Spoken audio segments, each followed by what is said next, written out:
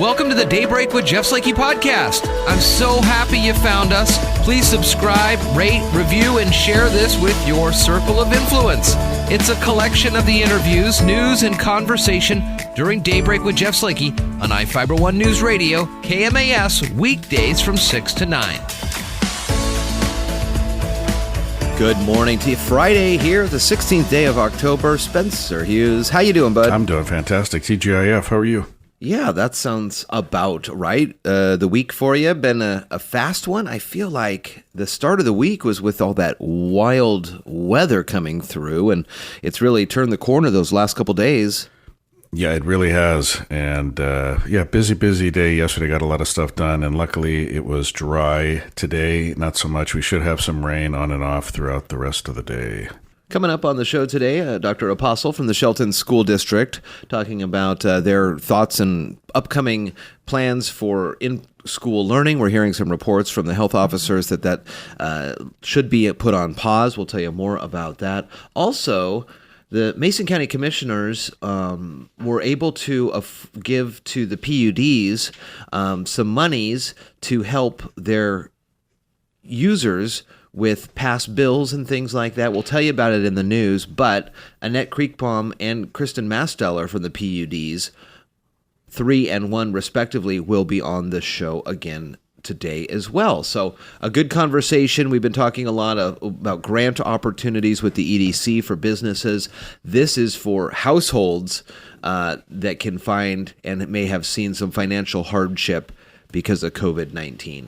Mason County Public Health was notified of 4 additional Mason County residents that tested positive for COVID-19, bringing the total to 522 positive cases in Mason County. Physicians and scientists say genetic testing of a Seattle area nursing home resident shows the man has been infected twice with the coronavirus. The man first contracted COVID-19 in March and spent more than 40 days in the hospital. The man, who's in his 60s, wasn't as sick the second time and has since recovered. The testing revealed the illness caused by the coronavirus in July wasn't a relapse, but a new infection with a different variant of the virus. The Seattle Times reports the patient is only the 3rd person in the entire country confirmed to have been infected with COVID-19 twice. The Seattle team posted findings in a preprint study in late September that has not been peer-reviewed yet.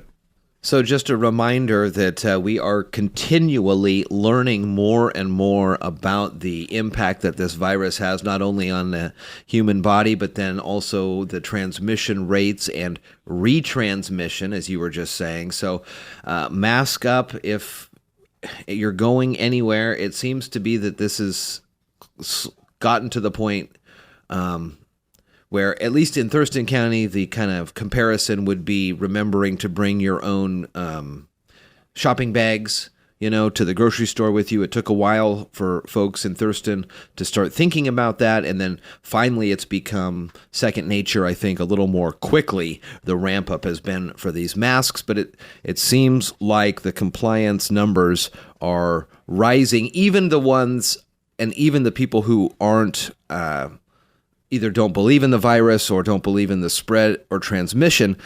They have, now been forced really to wear those masks at places because you still have to go do commerce. Mm-hmm. And if the store owner or the shopkeeper or the front door person there says, "Whoa, you're not coming in here if you don't have a mask," then you're going to have to, if you don't want to wear a mask, you're going to have to make that decision. But it seems like, for the most part, people have complied with that, don't you think? I think so. And people are, all we could do is make the best of it, right? When handed lemons, make lemonade. And that's why people are having fun with them. And I saw we had to take one of the kitties to the vet for a booster shot yesterday, and the technician had this really cool one with dogs and cats on it. And it was like a conversation piece. I go, "Gosh, that's a cool mask." And she goes, "Yeah, my coworker made it for me, and she got the fabric and sewed it up." And just, there's nothing we can do, right?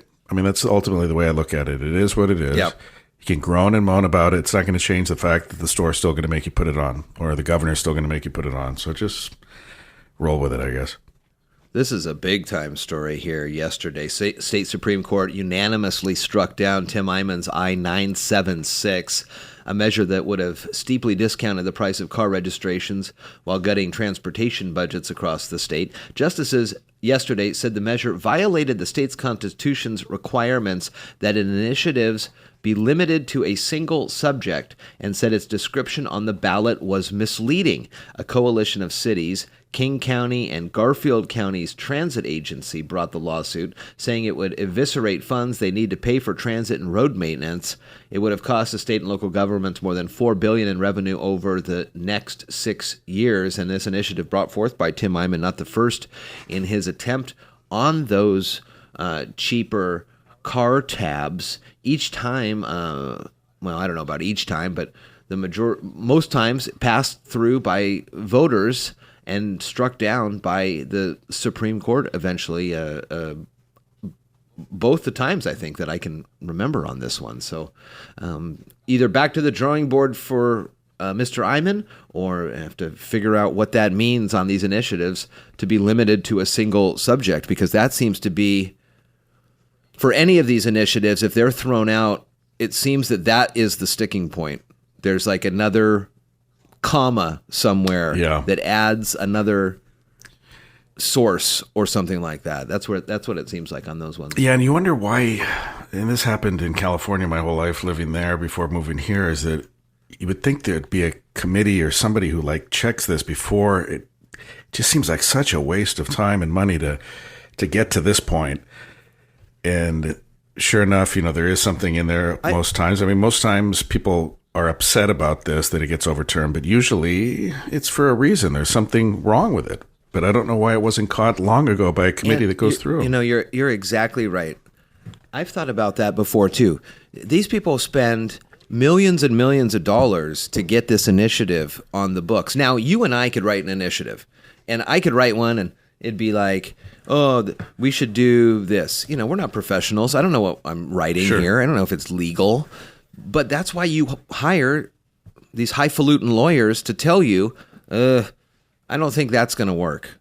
Before, like you said, you go through this whole entire, and this has been a years-long legal battle. Then there was with the cost of the ballots and the printing of the flyers and all the material for voting yes or no on this thing, only for them to keep getting shot down. Yeah. It seems like something, this is a perfect saying, an ounce of prevention is worth a pound of cure, right? Just get it right at the beginning and then see what happens. But following action taken at the Mason County Board of Commissioners special meeting a few days ago on the 13th, both of Mason County's public utility districts were named subrecipients of Mason County's federal CARES Act funding allocation. The intent of the agreement is to allow the PUDs to provide direct assistance to households experiencing a COVID-19 related financial hardship by applying funds directly to their utility account. Mason County PUD number 1 received just shy of $50,000 in funds to assist Mason County water and electric residential accounts. Mason PUD 3 received $300,000 in funds for residential electric accounts.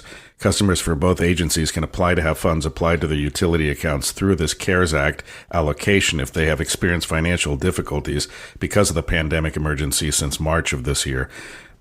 And then a couple other notes for tomorrow. OCCU Mountain View branch on Olympic Highway North is going to do a free community shred event from 11 to noon. Bring a can, non-perishable food. They'll take it to the food bank. And then also at Oakland Bay Junior High, the League of Women Voters of Mason County holding another drive-through voter registration drive on Saturday. That will be from 10 to 3. Again, as mentioned, Annette Creekpaum and Kristin Masteller from the PUDs on today. Dr. Alex Apostle as well. More conversations on this Friday morning, and good morning to you. Daybreak rolls on. From the iFiber One News Radio studios, you're listening to Daybreak. Hey, good Friday morning, everybody. Jeff Slakey on the phone line now with Dr. Alex Apostle from the Shelton School District. Morning, Alex. Good morning, Jeff. I saw earlier in the week, Dr. Stein sent a letter out to the superintendents in Mason County asking to maybe put a pause on the thoughts of reopening. Tell me about this. Well, I did send that little note to our community and to our staff and attached the letter from Dr. Stein. And basically, that's where we're at right now. It's just a pause. I'm in the process of monitoring things, of course, very closely as it relates to COVID-19, and I'm working with each school to support them. And I'm also continuing my individual meetings with each school to determine what concerns they currently have and how we might reopen school if everything is moving in the right direction. I was just wondering, when it comes to hearing from staff and teachers in the different schools, have you noticed whether or not there's specific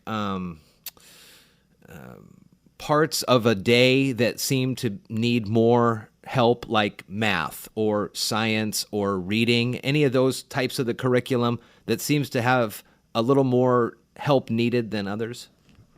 Well, right now, that's a very good question. It's a complex question. We're doing our best to provide a well-rounded instructional program for our kids, but it's not easy to do. The teachers are working very hard in the area of reading and math and science.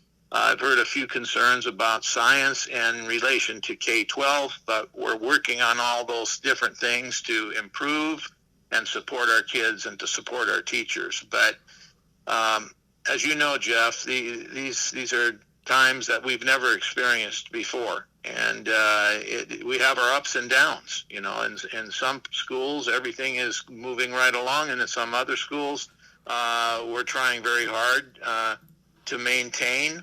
But I can honestly say that our teachers and our staff in general are doing one heck of a job. They've done a superb job in terms of the environment that they're currently in. Do you look at other counties across the state as kind of bellwethers to continue these conversations, or is Mason County so unique in the demographics and everything that you really can't kind of determine, well, if this is happening even just next door in Thurston or up in Kitsap, that Mason should follow a certain guideline, or is each county kind of working on this themselves? Well, I think there's some similarities in terms of public schools, regardless of the counties, and we're all being challenged one way or the other. But, I'm just monitoring things very closely in relation to Shelton, but I am observing what's going on in Olympia and Tumwater, North Thurston, North Mason, and some of our non-high school districts. We're working together. In fact, the meeting I'm in right now, the Zoom meeting, it's with our superintendents in Mason County. So we do share information. We do share some of the same challenges that we're experiencing, but each school and each school district is a little different, but there's more similarities than differences right now. I happened to drive by the district office on the way out of town earlier this week, and I saw a couple of they looked to be student age people holding signs out front of the thing talking about it's tough to learn remotely and bring us back to the classrooms and stuff like that. Are you able to, if you see something like that or somebody in the district office, with your masks on and socially distant, go talk to them and understand their concerns? Well, I did see the two people that were in front of the district office, but I was late to a meeting and I couldn't stop. But I only saw two people in front of the district administration building on that particular day. It was, I think, the Monday the 12th. Yeah, something like that. I saw that as well. And I was in the flow of traffic, or else I would have tried to stop as well and just kind of talk with them a little bit. It's a tough situation for everybody, from you to the administration to the teachers to the staff and parents. I mean, this is really a tough scenario that we are in, and the more I look at the numbers and read these reports, as we move into the fall and winter, it's just so up in the air, really, how this could go. It gets more complicated as we head into the winter with the flu season and everything. But Jeff, I've said this before, and I've said it to many, many different people in different venues, that the health and safety of our kids and our staff continues to be of paramount importance. And so we will move very cautiously, and we will work closely with the health department. And if they give us a green light, and they feel that we can begin to start school again, we will do it very methodically, very strategically, and we will bring in students in terms of a very slow process. We wouldn't bring all the kids back at once, for sure. Right. We wouldn't do that. But we would start slow and do the very best we could do to support them, to protect them in all respects. These are continuing conversations, and you are knee-deep in them all the time. Dr. Alex Apostle from the Shelton School District. Thanks for your time this morning. Thank you very much, Jeff. Take care. You're listening to Daybreak on iFiber1 News Radio. Hey, good morning, everybody. Jeff Slakey from iFiber1 via Zoom video conference. I've got great representation from both of the PUDs here in Mason County, Kristin Masteller and Annette Creekpaum. Good morning to you both. Good morning. Good morning. Thanks for being here. Yesterday, I got the word that the PUDs 1 and 3 were able to get some funding from the Mason County commissioners, and this is going to help folks across Mason County who have any kind of COVID-19 related financial hardships. So this is very exciting, but there's some time frame on this, and that's why we're getting you on here first. Annette, let's start with you and talk about the PUD3 numbers and where folks can go to find information on this. Okay, so yes, we want folks to sign up and fill out an application that is online. And so it's at PUD3.org/cares. You can see it on our website. And there is an application to fill out. And the PUD has $300,000 to disperse by November 10th. It's first come, first serve basis. We'll look at all applications, take into account people with past due balances as priority, and then go from there, down the list to see who has, the greatest need. But it's not just need-based. But a financial effect with COVID. So you'll get stepped through with the application process. And so really throughout the county, there is either by PUD 1 or PUD 3, 100% of the county is covered here by the public utility districts. So it would be encouraged just to fill out that application regardless and see what happens because the monies are there and it's got to be doled out, like you said, for PUD 3 by the 10th. Now, Kristin, is it a little later application deadline for PUD 1? Yeah, we don't have as many customers as Annette's utility does, so it's not going to take us quite as long to process. We got a $50,000, just shy of $50,000 CARES Act appropriation from Mason County commissioners, which we're incredibly grateful for. And our program is really similar to what Annette described, priority for the people that have set up long-term payment arrangements with us, but still have past due accounts. And we don't want to have to forfeit any of the funds, so we're encouraging everybody to contact us, fill out the form. Let's try to put those funds to use in our county. Do either of you know whether or not how much of an impact there has been? Like if you were to take the total of everyone in your utility district and look at the past due bills, I'm sure it's over those amounts provided by the county. But is it a huge disparity? And I'm wondering just in this general sense of how people are able to keep up on their payments since this has started? Yeah, so before, COVID started, we had people down to almost zero in 90 days past due. So we take credit for that with our customer service agents, working with our customers in our prepaid meters and, our NISC system. And so that's a real success.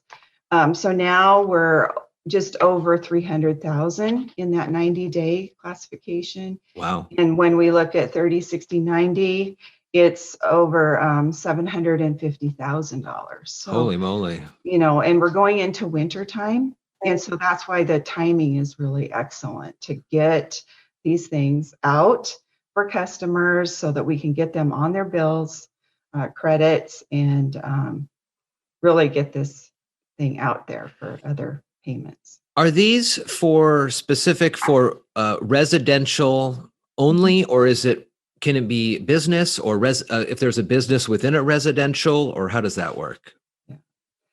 So it is for residential customers. That was called for in the agreement with the county commissioners because there's other funds for businesses. Okay. Businesses who are experiencing COVID hardship should reach out to the Economic Development Council because they've received subrecipient grants to be able to support the businesses. The other thing I was thinking about as you were talking, Annette, going into the winter months, I know traditionally PUD 3 has had a program where folks could add a little bit to their payments to help folks who may not be able to make payments. Is that something that's going to continue on this season? And does PUD 1, Kristin, do that? Annette, first to you. Yeah, so our fund is called Project Share. Yeah. And so if people are listening and have extra dollars, they can do that. And so that's very helpful for folks that can't afford the bills. And so we do that, as well as Roundup. So if you can round up your bill, that's always helpful too. So if you're making out your bill, you just round it up to the next dollar or two that you can afford to. So people do appreciate that. And Kristin, do you guys do that at PUD 1? Yeah, we have a similar donation assistance program called the Canal Comfort Fund, and that's actually a really good lead-in, Jeff, because one of the things that we're explaining to our customers is that the new round of Canal Comfort Fund assistances are available right now through Community Action Council, and these CARES Act funds are in addition to that. They're not one or the other, and the CARES Act funds are not income-based. So really, any household in Mason County, regardless of your income level, if you can show a financial hardship due to COVID-19, you're eligible for those funds. And if you're a Community Action Council eligible customer who receives LIHEAP and other assistance programs through CAC, in addition to that, you're also eligible for these CARES Act funds. So really, there's multiple layers of assistance, and customers should really reach out to us for help to try to get current on their bills. Because as Annette said, going into the winter months, I don't think any of us were prepared to carry long-term 90-plus day balances into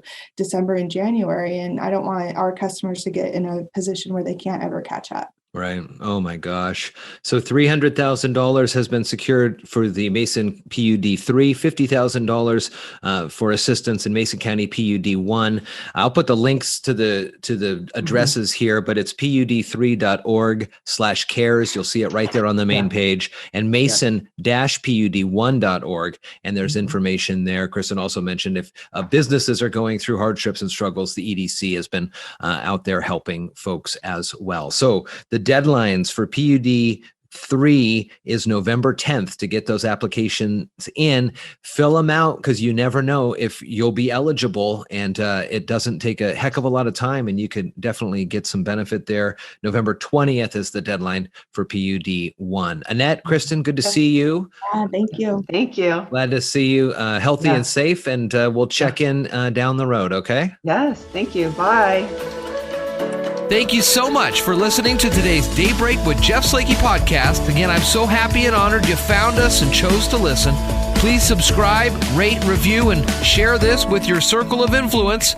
It's a collection of some of the interviews, news, and conversation during Daybreak with Jeff Slakey on iFiber One News Radio KMAS, weekdays from 6 to 9. Thank you so much again, and talk with you next time.